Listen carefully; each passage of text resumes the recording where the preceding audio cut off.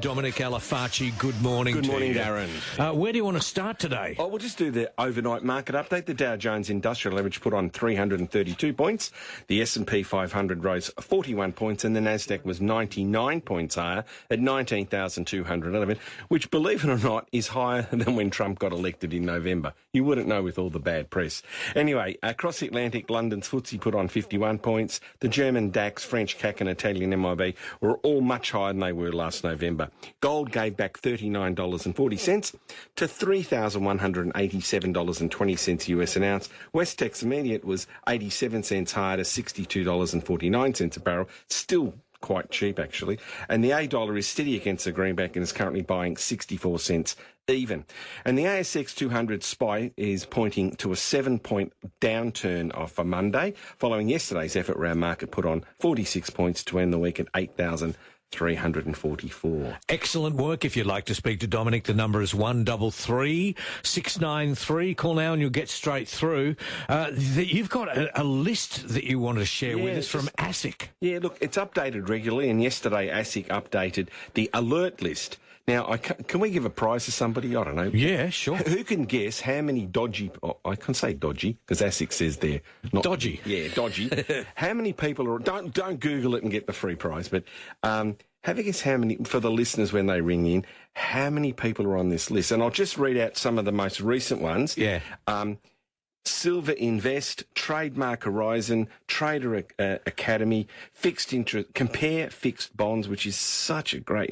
If I was I've got to give these people credit for... What do they call themselves? Compare Fixed Bonds. So Compare Fixed Bonds, and they're dodgy. Oh, yeah.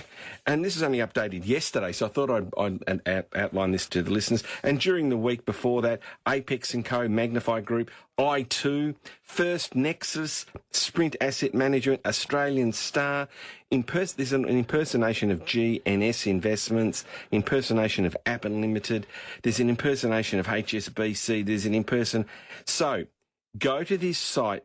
If you get something, you think I might look at it, don't click on it or don't even open it at all. Yeah. Go to this site called Investor Alert List. Google it on ASIC. You'll go to it. Investor Alert List. You can also get it through the Money Smart link that they have, moneysmart.gov.au. But please be careful. You've got enough trouble with people getting ripped off by the government with stamp duty, and you've got these scammers who have got thousands. We'll just tell people there's quite a few scammers out there, so be very careful. It'll be like Spy versus Spy in Mad magazine. One day soon there'll be a site which is a investor alert list, and the person doing the investor alert list will be dodgy. Well, I hope ASIC doesn't become dodgy ever. I like you know what I'm saying? I do, but I hope ASIC keeps on. We're looking after you. Click here to get these dodgy people, and they're dodgy. Ari, good morning, or Ari. Good morning. Yeah. My name is Ari. Thanks for taking my call. Yes. Yeah, we own a property in the names of three of us, myself, my wife, and my son. Yes. And because my son was a student when we bought it, we put his name, and he's now working and living there. But we are not getting any income. But Ari, it's a common problem. Look, essentially, because we vote in socialist governments, both federally and in the states, they've got a different view of fairness. They believe assets should be owned by the community, not by individuals. So they're trying to tax the assets that you have.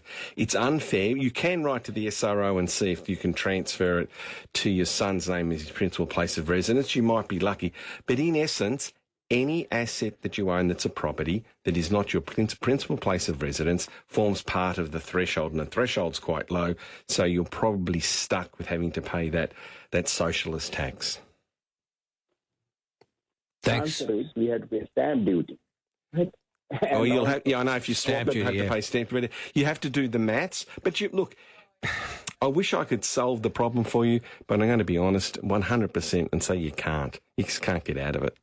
An email has arrived. He wants to remain anonymous. So I was talking about land tax earlier. Yeah, I heard on the car coming in. Yeah, there's some fairly... What about... upset people, I know, that poor Antoinette or whatever. Yeah, Antonia. Yeah, very sad. Poor lady. One from... He says, my brother owns a block of land in Busselton, Western Australia. Yep. And I know Busselton out near Bunbury because my uncle and auntie, Uncle Norma and Auntie Norma, used to live in a little place called Capel over near Busselton. Okay, how lovely. And he owns land there. They're selling land there between $850,000 and $1.4 million, depending on location.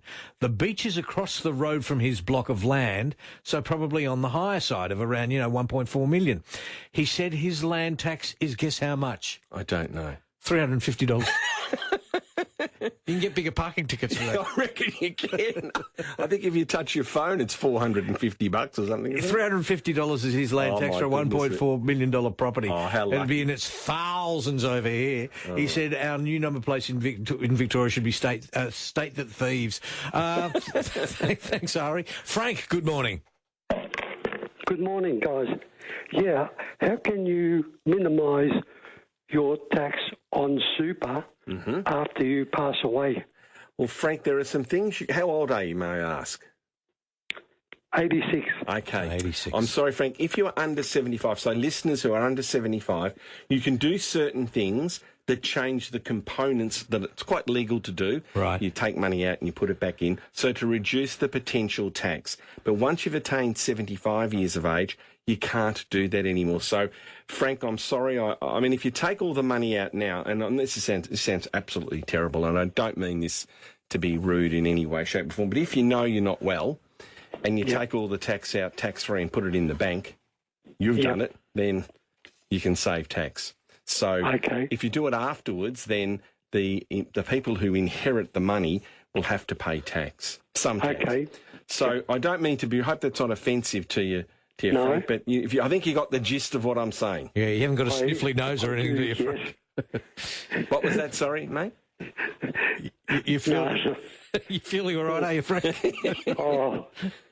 Well, maybe half in the grave. Oh, well, no, don't say that. You sound fantastic, Frank. But just up and about. I always wondered if the tax office would let us get away with having people sign things to take all the money out and then lodge them just before they pass away. But apparently that's not kosher. So I'm not quite sure if you can think about how to do that yourself. Yeah. Aren't I naughty? No, well, that's right. Well, good on you, Frank. You enjoy the day. Anyone above ground's a good one. Yes, absolutely. No worries. To Kate, good morning. Hi, I just want to guess the amount of scammers. How many? So I'm going to go 3,400. Oh, that's pretty close. So we don't have any other people. Well, you're nearest to the nearest. I know we've got a few more minutes. We'll wait and see if anyone else. I don't think we will. So we're going to give you the prize, Kate, because you are the nearest guest to our number, which was how many, Dominic? 2,882 crooked scammers websites. I just can't believe it's grown. Like when I first started, there were 4. I remember. Really? Yeah, there were 4, and this is a long time ago. Now there's 2,882, and it's getting updated all the time. So good on you, ASIC. Job well done. And please go to it. And good on you, Kate. We've got 2 bottles of coming your way. Yummy stuff that is. Is that all right? Beautiful, thank you. A quick one from Sharon. Good morning to you. Oh, hi guys, how you going? Look, I've just decided to sort of get myself ready for retirement in 5-10 years' time. I've been making inquiries with a lot of companies, some with pay your mortgage off real quick or la-la-di-da. Suddenly I find if I mention I'm a police officer, I find I get no call back or I get a little bit ghosted.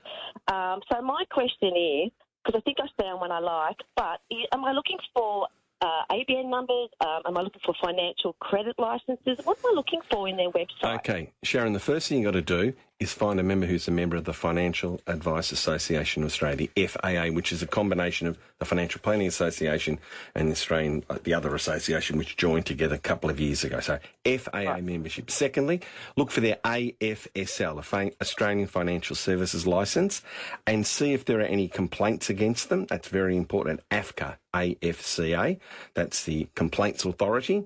Thirdly, I would get a referral, ask them if they're talking to you. Say, well, can I please speak to one of your clients? I would like to get a referral from you. And the last thing I do, I've looked after heaps of police. I reckon they're the best customers to have because they're straight shooting. I don't mean that in a technical sense, but they're just straight down the line. So, speak to an advisor that's been around a while. And if you don't have any luck, go to collinshouse.com. Good on you. Thanks, Sharon. We have to go as the news approaches. Go Pies today. Go Pies. We'll be at the MCG, you and I, Dominic. You have a great day. You too, Darren. Stick with us here on 3AW 693 on a wet, wintry Saturday.